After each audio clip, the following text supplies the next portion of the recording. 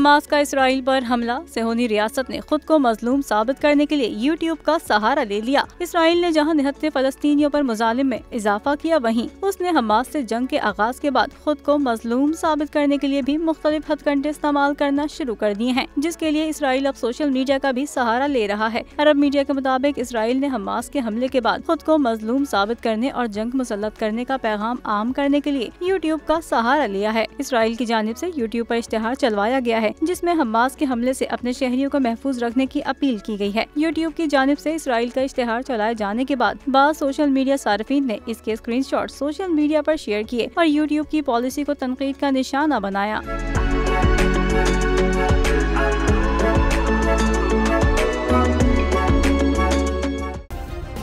Subscribe करें और bell दबाएं ताकि कोई खबर रह न जाए।